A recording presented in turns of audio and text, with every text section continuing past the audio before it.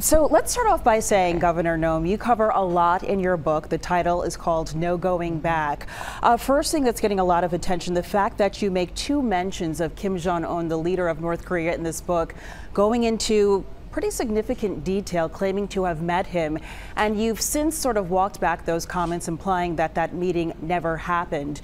Do you think this will impact your credibility as a potential running mate for Donald Trump?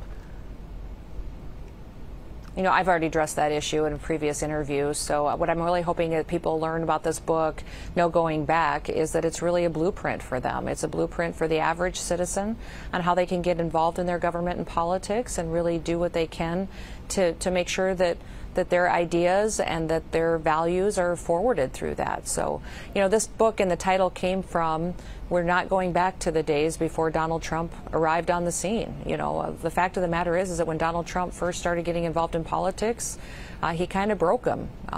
You know, and people that wish for the old days, that it's just going to be different now. What he did is that he was very real and honest, and he embraced being himself, and that gave all of us as elected officials an opportunity to have more genuine conversations with the American people that resonate with them and be ourselves, and that's what this book is filled with. It's filled with stories of vulnerable stories of mine, painful experiences in the past, hard decisions that I've made and how I got through them, and then how people can maybe use some of those experiences to weigh in and to learn something that they can use to impact their local policies or get involved in government and politics in the future. Well, Governor, as you know, Pennsylvania is a battleground state. A lot of people here closely watching what's leading up to in this election and who Trump will be selecting as his running mate. And you speak of stories in your book. One also getting a lot of attention, your dog, 14-month-old dog Cricket, you said attempted to bite you.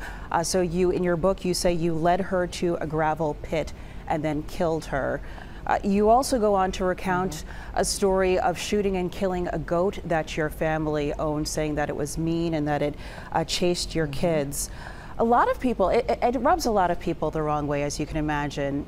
You're a mother, you're a grandmother, you're a standout in the Republican Party. Are you concerned that you may have alienated potential supporters? Oh, I am a mother, and I am a grandma of three precious little babies. And, you know, what I would say is that I was faced with a very difficult decision 20 years ago to choose the safety of my children against a dangerous animal that was killing livestock and attacking people.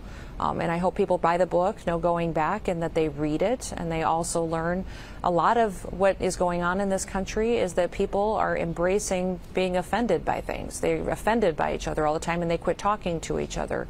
And I think that's wrong.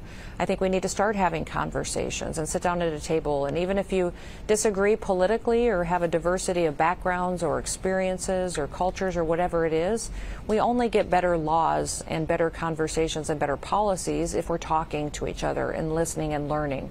So that's what I hope that people really learn from this book, is that yes, this book is filled with a lot of stories. I hope that they read them and that they take them in and really embrace what unifies us, and that's that the most powerful person in government is you, the average American citizen. Well, I think that a lot of showing up still makes the biggest difference, and it can. And it's, yes, there's money involved in politics. Yes, there's consultants and that take and line their own pockets with money. But the most powerful person is the average citizen that still shows up and cares about what this country looks like in the future. Well, those two accounts that you shared about killing your dog and also the goat that your family owned, I mean, it's raised a lot of concern among people within the Republican Party, too. I understand that you were at Mar-a-Lago over the weekend where President Trump was hosting a number of high-profile donors and leaders of the Republican Party. Did he have a chance to speak with the former president? And has your book, do you think, impacted your chances of him potentially choosing you as his running mate? Oh, I have talked with President Trump, absolutely. And what I would say is that the same people that are criticizing me now are the people that criticized me during COVID. They were the same ones, Republicans and Democrats, who criticized me when I refused to shut my state down, when I refused to close businesses, or even define what an essential business was, because I don't believe that governors have the authority to tell you your business isn't essential.